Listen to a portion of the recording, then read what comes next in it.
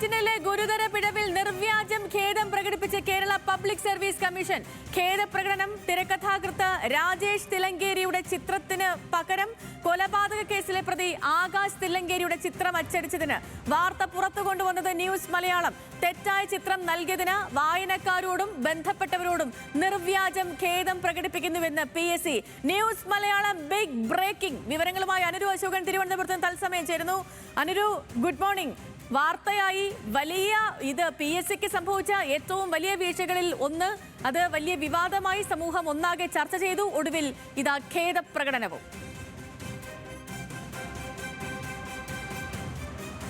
Good morning Sethu. നമുക്കിപ്പോൾ പ്രേക്ഷകരോട് ആദ്യം എത്തിക്കാനുള്ള വാർത്ത ഇതുതന്നെയാണ്.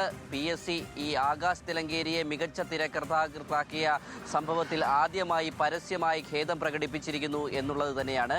കഴിഞ്ഞ മെയ് 15 ഇറങ്ങിയ PSC ബുള്ളറ്റിനിലാണ് ഇത്തരത്തിൽ രാജേഷ് തിലങ്കേരിക്ക് പകരം ആകാശ് തിലങ്കേരിയെ മികച്ച തിരക്കഥാകൃത്തായിട്ട് PSC ബുള്ളറ്റിനിൽ അവതരിപ്പിച്ചത്. 49ാമത് കേരള ഫിലിം ക്രിട്ടിക്സ് അവാർഡിലാണ് ഈ ഒരു രാജേഷ് തിലങ്കേരിയെ മികച്ച തിരക്കഥാകൃത്ത് തെരഞ്ഞെടുത്തത്. പക്ഷേ രാജേഷ് തിലങ്കേരിയുടെ പേരും ആകാശ് തിലങ്കേരിയുടെ ആകാശ് തിലങ്കേരി എന്ന് പറയുന്നത് ഷുഹൈബ് വധക്കേസിലെ കൊലക്കേസ് പ്രതിയും കൂടിയാണ്.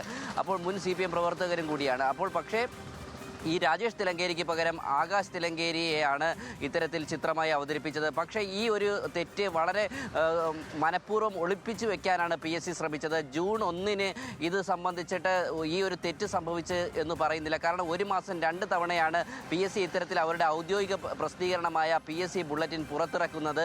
പക്ഷേ ജൂൺ 1 ഇറങ്ങിയ PSC ബുള്ളറ്റിനിൽ പോലും ഈ ഒരു തെറ്റ് ഞങ്ങൾക്ക് സംഭവിച്ചു എന്ന് PSC പറയുന്നതിന് പകരം രാജേഷ് തിലങ്കേരിയുടെ ഫോട്ടോ വെച്ചിട്ട് ആ ഒരു വാർത്ത ഒന്നും കൂടെ പുതുക്കി പണിയായിരുന്നു. പക്ഷേ പിന്നീട് ഈ വാർത്ത ജൂൺ 18 ന്യൂസ് മലയാളം പുറത്തു കൊണ്ടുവന്നതോടുകൂടിയാണ് PSC ഇക്കാര്യത്തിൽ ഒരു വീഴ്ച സംഭവിച്ചു എന്ന് പറയാൻ തയ്യാറായത്. കാരണം അവർ പറയുന്ന ഒരു വിശദീകരണം എന്ന് പറയുന്നത് തെറ്റ് കണ്ട ഉടൻ തന്നെ മെയ് 15 ഈ പേപ്പറിൽ ഞങ്ങൾ ആ ഒരു ഭാഗം പിൻവലിച്ച ഫോട്ടോ കൃത്യമായി നൽകിയിരുന്നു. ജൂൺ 1 ഇത് നമ്മൾ തിരുത്തൽ നൽകിയിരുന്നു. പക്ഷേ പരസ്യമായ ഒരു ഖേദപ്രകടനത്തിന് PSC തയ്യാറായിരുന്നില്ല. എന്നാൽ ഇന്ന് ജൂലൈ 1 ഇറങ്ങിയ PSC ബുള്ളറ്റിനിലാണ് ഇത് സംബന്ധിച്ച് തിരുത്ത് നൽകാൻ PSC തയ്യാറായിരിക്കുന്നത് എന്ന് കാണാൻ സാധിക്കും സേതു. കാരണം ഈ വിഷയത്തിൽ വളരെ കടുത്ത പ്രതിഷേധമാണ് PSCയിൽ കോൺഗ്രസ് സംഘടനകൾ കൊണ്ടുവന്നത്.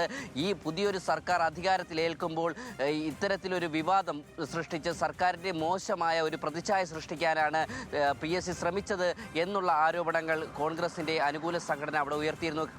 കാരണം PSCയുടെ ഭരണസമിതിയിലടക്കം PR വിഭാഗത്തിലടക്കം ഇടത് സംഘടനാ നേതാക്കളാണ് ഇരിക്കുന്നത്. സ്വാഭാവികമായിട്ട് രാജേഷ് തിലങ്കേരി ആരാണെന്നറിയേണ്ടതുണ്ട്, കൊലപാതക കേസിലെ ആകാശ് തിലങ്കേരി ആരെന്നറിയേണ്ടതുണ്ട്. കൂടാതെ ഇത്തരത്തിലൊരു കോൺഗ്രസ് സംഘടന ഉന്നയിക്കുന്ന ഒരു പ്രധാനമായിട്ടുള്ള ഒരു ആരോപണം എന്ന് പറയുന്നത് ഈ PSC ബുള്ളറ്റിൻ ഡിസൈൻ ചെയ്യുന്നത്, കരാർ അടിസ്ഥാനത്തിൽ ഡിസൈൻ ചെയ്യുന്നത് ദേശാഭിമാനിയിലെ മുൻ ജീവനക്കാരനാണ്. കൂടാതെ ഈ ബുള്ളറ്റിൻ അടിക്കുന്നത് ദേശാഭിമാനിയിലെ പ്രിന്റിംഗ് പ്രസ്സിലാണ്. അപ്പോൾ ഇക്കാര്യത്തിൽ ഒരു ഗൂഢാലോചനയുണ്ടെന്ന് കോൺഗ്രസ് സംഘടനകൾ ആരോപിച്ചിരുന്നു. എന്നാൽ ഇക്കാര്യത്തിൽ ഈ ഒരു വീഴ്ചയിൽ PSCയിൽ ജീവനക്കാർക്കെതിരെ ഒരു നടപടിയുടെ ഭാഗത്ത് ചെയർമാനോ മറ്റംഗങ്ങളോ പോയിട്ടില്ല എന്നുള്ളതും കൂടെ ഗൗരവമായി കാണേണ്ടതാണ്.